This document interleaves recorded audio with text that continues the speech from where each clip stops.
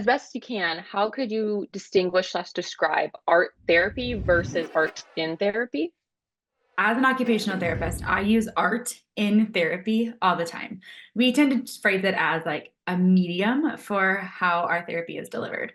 As an occupational therapist, it's so important, especially in pediatrics, to use an activity that the child is interested in, is motivated by, to kind of bury our therapeutic goals into play. As occupational therapists, we use what we call occupation, or what you do every day to bring meaning to your life and to your community. So, what do kids do all day? They play. And a big piece of that is arts and crafts. So, we use art in our therapy sessions on a daily basis. I mean, honestly, on an hourly basis. We're constantly doing coloring projects or big art projects or making slime or, using clay and Play-Doh to strengthen. Like there's a zillion things you can do. Art therapy is its own specialization. It has its own degree, it has its own principles and things like that. So completely different than how I use art in my occupational therapy sessions. Ways that I use art in my therapy sessions with my patients really are like infinite. They're infinite. A great activity that I really love to incorporate art into my therapy sessions is when I'm working on strengthening the hands and the upper extremities. I love to use Play-Doh and actually like the Crayola clay because it's a little bit tougher and really makes you need to use your muscles, and it gets easier as you work the clay. So I always love to do little clay sculptures and things like that. Another really fun one that I use with my sensory seekers is I do what I call mural painting, where I have them on a swing on their belly and I put one of those giant pieces of butcher paper underneath and I have them hold a paintbrush and they can just make the craziest mural on their bellies while I'm moving them around. So they have to tell me, go left, go right, go up, go down, or they can self-propel themselves as well. That's one of my favorite therapy activities, and it's, really exciting at that work too. How have you seen art also facilitate in using, like in helping with that type of occupational therapy as well? I mean, it's all like the design process. So like then we're coming up with like design concepts for how can we make like a tactile texture fit onto like a kid's hand, so when they do have sensory issues, that will kind of, it'll adhere to what they're already doing. But then with the paintbrush, it's like, okay, and then you're speaking their language now, it's tactile. I can hold it. And when I can hold it, I feel more like safe and comfortable. And when I feel safe and comfortable, I'll dip my paintbrush and see where it goes, things like that. So like working with like OTs, I feel like, because in that way, I don't have to be the one that's like, oh, let me figure it out. It's more like, hey, I'm seeing this person. How can we assess? It's like designing studio arts for each kid, like, and how can we design that for them, so it fits to who they are and not take away from, because I think sometimes we want to resolve and solve, but instead of like, let's meet them for who they are, and like, let's design for that, and so for me, that's where I like love the collaboration process is like, let's design to meet them where they are. Why music? What is it about music that makes it useful as a therapeutic modality or tool? This is a very interesting question, and I love it because I just completely go back to why not music. Whenever I do a workshop or an educational workshop about music therapy, I talk about us as human beings and as we were brought into the world, from the time of conception, everything after that is music. From the division of our cells to our breathing pattern to our walking pattern, everything is based on music and rhythm. So why not use music? Because that is such a natural part of our human being, is rhythm and music. And it's specifically geared toward folks who have some sort of neurologic disease or condition. Yes, absolutely. So the neurologic music therapy training actually began Kind of over 20 years ago, really. So a bunch of neurologists were coming to us, our community, and wanting to collaborate because they knew that there's something magical or there's something happens in music that really, really helps others, especially those that have neurologic conditions such as speech or language, or just say traumatic brain injury. So neurologists were kind of fascinated, which we all are fascinated actually, how, when somebody experiences a traumatic brain injury, and if speech and language delay or challenges are a part of that, it's very interesting that they can sing, or most of them can sing through the entire line of a familiar song, but they can't say it or they can't speak it. So neurologists collaborated with us, especially Dr. Michael Tao. He's the one that kind of took on the research, really worked with a lot of neurologists and wanted to go through all the testings of what happens or mapping the brain when music is involved. Now, I'm also, we're also talking about music as a passive, so listening, as well as being active, which is actually playing the music. So they did a bunch of CAT scans, PET scans, all of the different scans. And what they noticed, which was kind of something that was anti to what we knew, but back in the day, right, we're called the right-brained, that's my left side. We're called the right-brained, right? So the creative type is, creativity, art, music, dance lives in the right side or process in the right side. But what they actually found through these scans and through all of the research, they were mapping people that were engaged in music, and what they recognized and what they found out was that music was actually processed in every region of the brain. And verbatim, what one of the researchers said in his research, he said, the brain lit up like a Christmas tree. So for us, we're like, okay, we kind of knew that there was some kind of a magic thing that was going on with music and rhythm and the brain. But now what science have shown us is that if there's an injury in the brain, by utilizing the power of rhythm, vibration, all of those things, is the brain can actually rewire itself and create a new neural pathway. So we work with all of these clients that have neurologic conditions through the expertise and through the advanced training of neurologic music therapy. So those that really benefit from neurologic music therapy mostly is, Alzheimer's, right? So it's a brain condition. Autism, absolutely autism. Autism is, not a brain, not a behavioral condition. Autism is actually a neurologic condition. Cerebral palsy is another one. Huntington's disease, Parkinson's disease, stroke, traumatic brain injury, and the list goes on, right? So if there's any type of injury in the brain, neurologic music therapy can actually help benefit and help the brain remap or rewire itself. And by the way, how did you learn the alphabet? Yeah, the ABC song. Yep. Hang it, Yep. right? Yeah, So absolutely. again, like when we add music to something, it really excels the goal. So way beyond just the therapeutic goals of like emotions or, hand-eye coordination or motor planning. Beyond that, a lot of music therapists are actually working with educational goals. So helping kids read, helping kids speak, like so many beautiful educational goals are also being matched with music therapy as well. And what are the benefits of music therapy for children with disabilities? And I'm sure they're wide ranging, but kind of generally. Yeah, I think one of the biggest things is we always joke that we're tricking kiddos when we're working on these different tasks. So I think one of a huge advantage is that music is fun, it's engaging. So many kiddos love music. And so we get to work on these tasks that you may see other specialties and other therapists working on, but we're using music and using that modality. And for a lot of our kiddos, music is actually a strength. So I see for a lot of families who maybe are told, hey, here are all the things that your kiddo has a challenge with. This is an area where they can really shine. And we can say, actually, this is a strength for this child. And we really try to utilize that strength when we're working on these different need areas.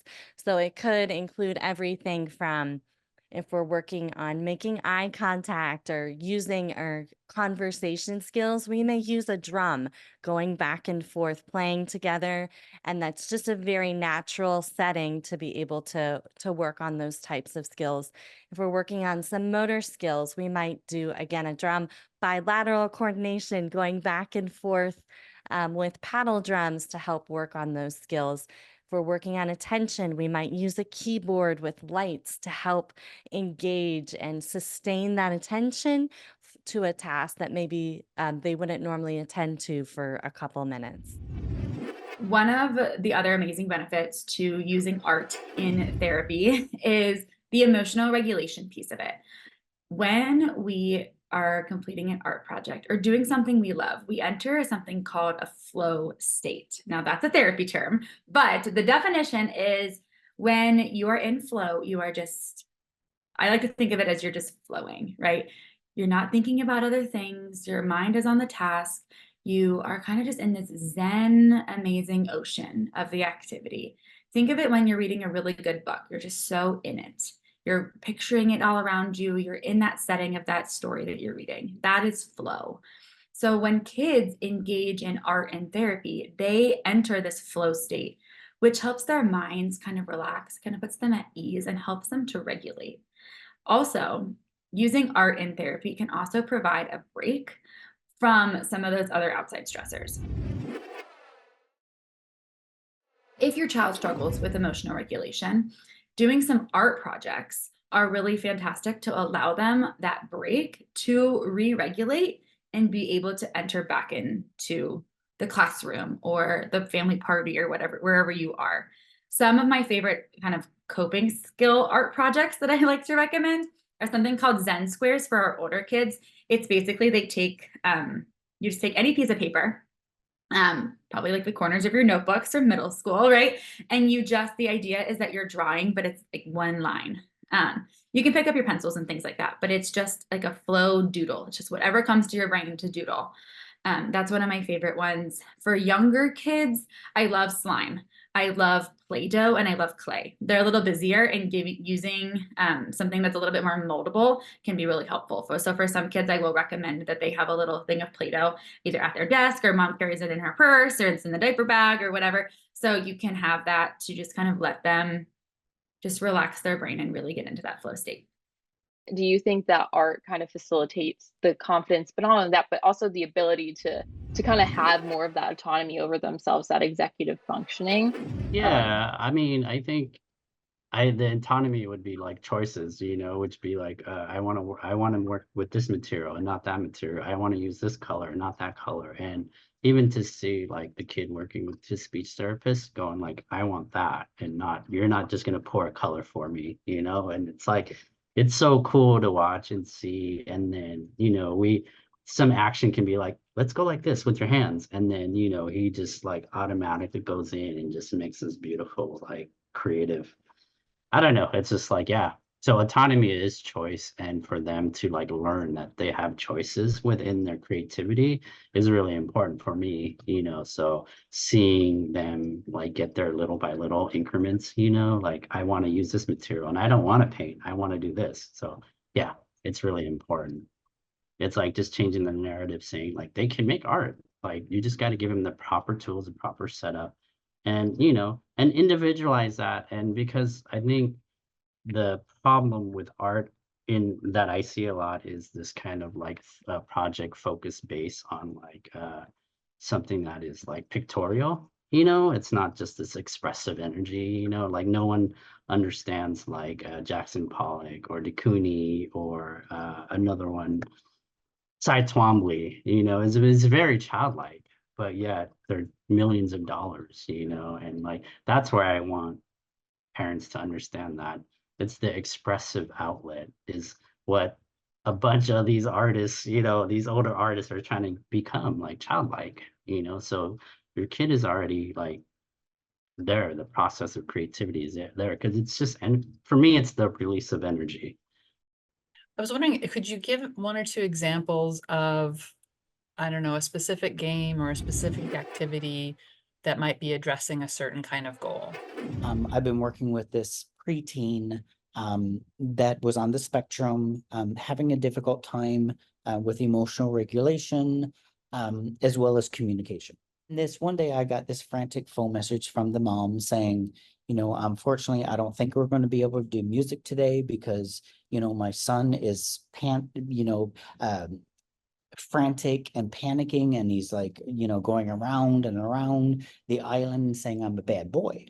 And she said, basically what happened was because of his, inability or lack of communication skills, he got really upset at school, got into a fight or whatever the situation was, but he was so frustrated that he couldn't communicate his feelings or what was going on, and he hit this kid. So, of course, the teachers in the school were like, get out of here, you're suspended, you hit somebody, that's not okay. So in his brain, he was just like, I'm a bad boy. Like, I did something wrong, I'm a bad boy. So it was really hard for him to regulate his emotions because he was just stuck in that space. So the mom said, I don't think we could do music therapy today. I don't think you could even sit and attend. And I was like, oh, wait a second, mom. This is the time to do it, right? This is the time to do it, is like, not when somebody can, yeah, those are great when a client can sit and attend and all that stuff. But like the real magic in music is like when we're in a difficult situation, here's how we can show how music can be effective. So I walk in with his favorite drum because he loved drum. So I walk in with his favorite drum. And one of the things that I did not do, which a lot of people do, is I didn't speak. Because already I knew he was in this panic space and his brain, whatever was going on in his brain and the chaos and whatnot. So I'm like, I'm just going to let the music itself do the beauty and the science of what music does. So what I decided to do was play the beats of his footsteps around the island. So I'm just watching his feet. So the drumming patterns became his footsteps. And within a minute, probably within a minute for sure, he recognized that was like, every time I put my foot to the floor, you play the drum. And I could see in the corner of his eye, because he did that shift where it's like, I got you, I see you, and I hear you. And then he turned it into a complete game. It was like, you go fast and then it goes slow, and just to see if I was watching. So this all started from me matching where he was. I'm like, I'm not trying to get you to change right now. I'm meeting where you're at. You're in a chaos situation, but I'm going to allow the music without any vocals whatsoever. I'm going to allow the music and rhythm to connect with you, to help maybe even slow you down or get down to that less emotion that you're in before. So I would say probably within 5 minutes, he was done. We played this game and he sat right next to me on the couch and he grabbed the drum and he's like, my turn.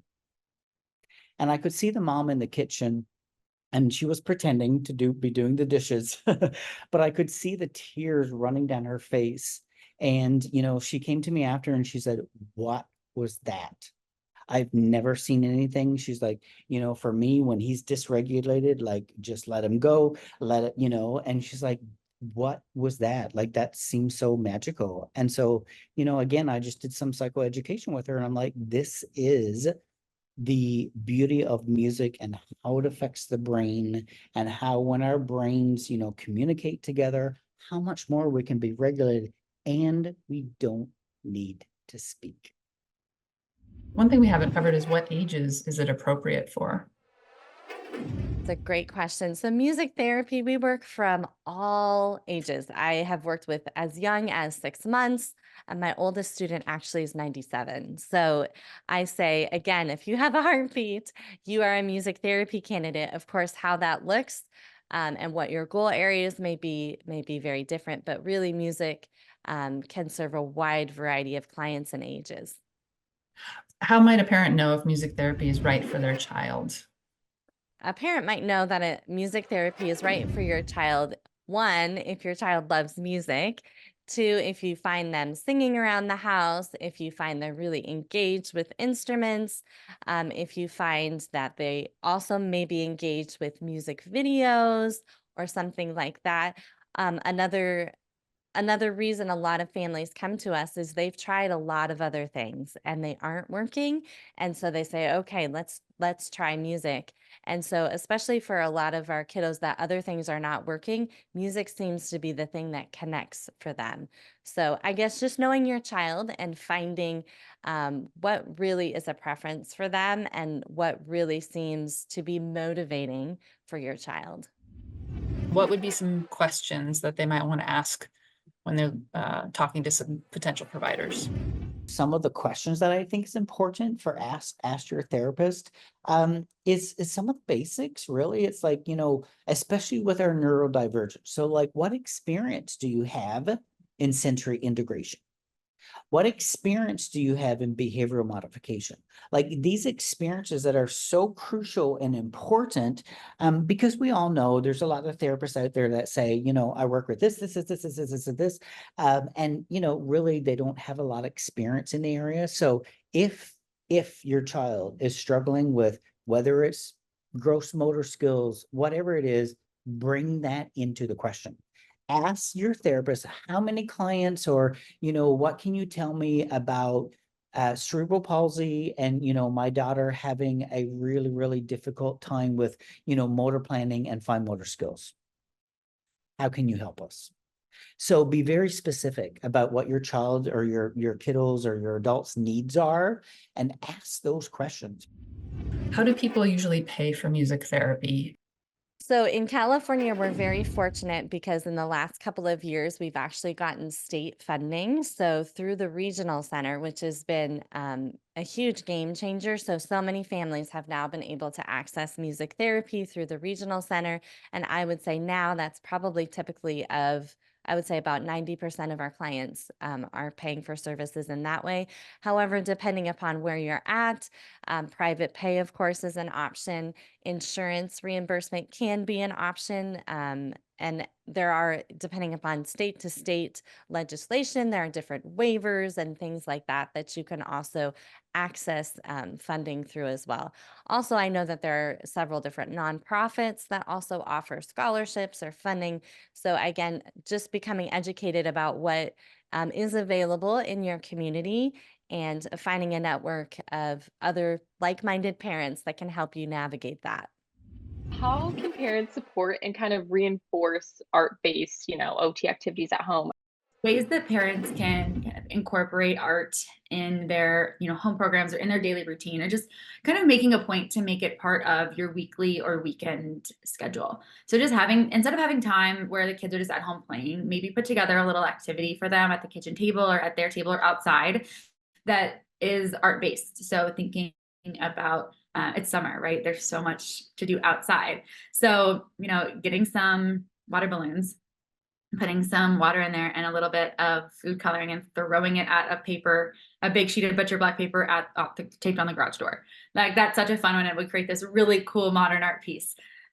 Also just having materials too available for kids at their eye level, right? Using one of those little IKEA carts and having their art supplies there. We don't have to have all the art supplies, right? Because art can be very messy. And so, and for, parents like me, I would hate having all those color pencils everywhere, right? So, but just having a few things in that cart, maybe rotate it out every week. Having markers one week and paper, and then the next week have some cotton balls and sticky glue and things like that, just to have constantly, so the kids can kind of use their imagination and create whenever they want. Is there anything else we haven't covered that you would want to maybe say to parents who are considering music therapy?